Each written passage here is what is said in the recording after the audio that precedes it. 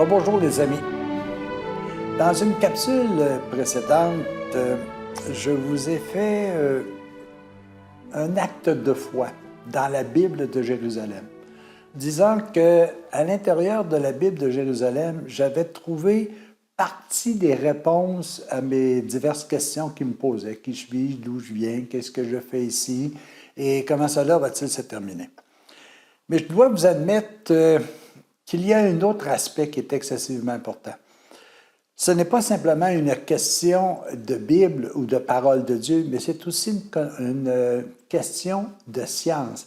La science vient cohabiter avec la parole de Dieu pour me faire comprendre des choses. Je vais vous donner un exemple qui est tout à fait simpliste, si vous voulez. On va remonter dans la Bible, par exemple, à Adam et Ève. Puis on dit dans la Bible, Adam et Ève, c'est environ 4000 ans avant Jésus-Christ, si vous voulez, 40 siècles. Et pourtant, aujourd'hui, avec la science, nous savons que le Big Bang remonte au-delà de 15 milliards d'années, que le système solaire, on parle de 5 milliards d'années, on parle de la création de la Terre à 4 milliards et demi. On dit qu'il a commencé à avoir de la vie là, sur une forme peut-être non définie comme on la voit avec une personne humaine. On parle d'au-delà de 3 milliards d'années, les animaux seraient apparus, etc., etc. On pourra parler d'une foule de chiffres. Mais ce qui est intéressant de voir aussi, c'est qu'on parle qu'il y avait des êtres sous la forme que l'on connaît aujourd'hui il y a 7 milliards d'années. Vous aurez l'occasion, lorsqu'on fera la reconstruction de notre capsule, d'avoir quelques images de ces éléments-là. Alors, on dit qu'il est apparu au Tchad, au Kenya, il y a 7 milliards d'années, les ossements qui sont apparents à la personne humaine. La personne qui est peut-être l'exemple le plus plausible, c'est un squelette qu'on a appelé Lucie et qui date d'au-delà de 3 milliards d'années. Saviez-vous aussi qu'il y a à peine 600 ans, on ne connaissait pas que l'Amérique existait? C'était grâce à Christophe Colomb. La science nous a amené aussi à découvrir le Canada avec Jacques Cartier.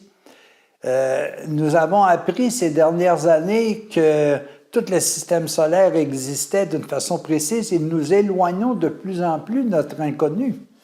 Même, nous sommes allés marcher sur la Lune. Et on était loin de passer ça il y a 4000 ans avant la venue de Jésus-Christ. Donc, c'est un étrange mélange de science et de démarche spirituelle qui me permet de connaître ce qui est visible, mais qui me permet également de connaître ce qui est invisible à l'intérieur de moi.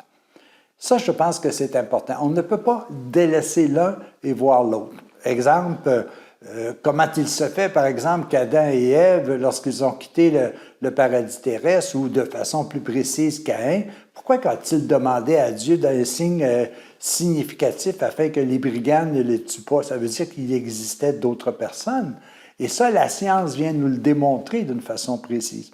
Alors, c'est une coexistence des deux qui va nous permettre véritablement d'en arriver à une réponse des plus adéquates possibles.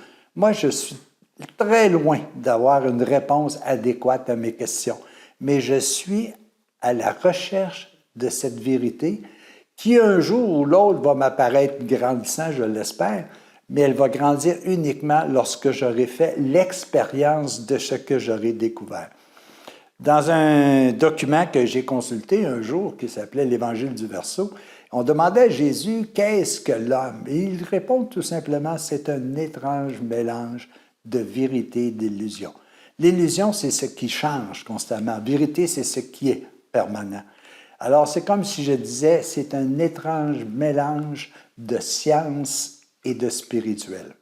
La science, elle est toujours en évolution. Nous allons davantage comprendre, toujours en arrivant comme démarche à un inconnu. L'origine, il est inconnu. Nous allons aller plus loin. Énormément de scientifiques font ces réflexions-là en disant « Oui, mais comment ça se fait que… » Et là, on continue la démarche. Et c'est là qu'on va trouver les véritables réponses. Sur le plan spirituel, on fait davantage appel à la foi. Et on dit « Ah, OK, cette phrase-là, ce que l'on sème, on le récolte, je vais le tester. Je vais le mettre en pratique et je vais voir si ça fonctionne. » Alors, dans ma vie, j'ai semé le doute et j'ai vécu dans le doute.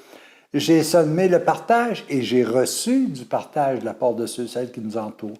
J'ai jugé des gens et je me suis aperçu que j'étais aussi jugé. Alors ça, c'est une notion qui est peut-être davantage invisible. Mais c'est cette coexistence-là qu'il faut véritablement comprendre. Autant je vais vérifier scientifiquement certains aspects de la Bible, autant la Bible va me permettre de confirmer si la science est sur le chemin qui va me permettre d'avoir une réponse de plus en plus adéquate. Alors oui, les amis, c'est très, très, très jeune que dans la Bible, on puisse parler de la venue d'Adam et Ève il y a 4000 ans avant Jésus-Christ, ça fait juste 6000 ans. Et là, la science me parle d'éléments qui se sont produits il y a 15 milliards d'années. Et qui peut me permettre de dire, est-ce qu'il n'y a pas d'autres demeures dans la résidence de mon Père que sur la terre uniquement? Moi, il y a des questions là, qui me bouleversent la tête. J'entendais tout récemment un astronaute qui disait « Une terre, un peuple ».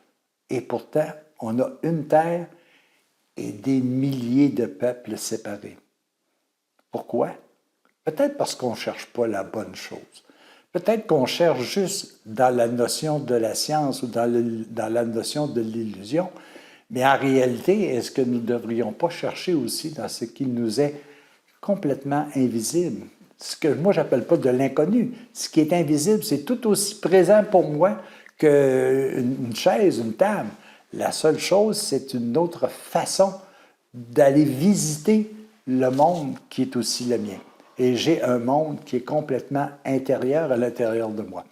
Et c'est ce que je vais essayer de faire avec vous au cours de ce croisement entre la parole de Dieu, incluse dans la Bible de Jérusalem, et la multitude des recherches scientifiques qui viennent confirmer l'un et l'autre sont mes outils pour pouvoir apprendre davantage.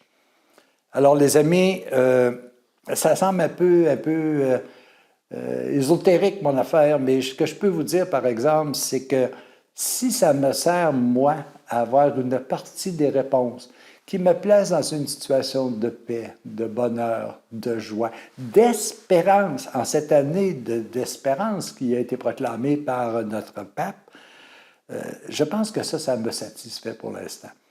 Et ce que j'aimerais faire avec vous, c'est non pas de vous dire hey, « faites ça, allez là, faites... » Non, ça serait juste de vous ouvrir une autre bibliothèque, qui est peut-être une bibliothèque de l'invisible, mais qui va vous permettre peut-être de trouver certaines réponses à vos questions.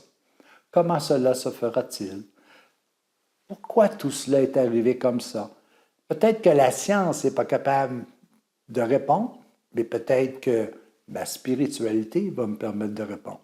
Continuons notre cheminement tout en disant ce qui est important, ce n'est pas la multitude des livres, ce n'est pas la multitude des connaissances, c'est véritablement ce que j'ai mis en expérience et qui m'a été favorable à trouver une réponse adéquate à certaines des questions que j'ai. Les amis, à la prochaine.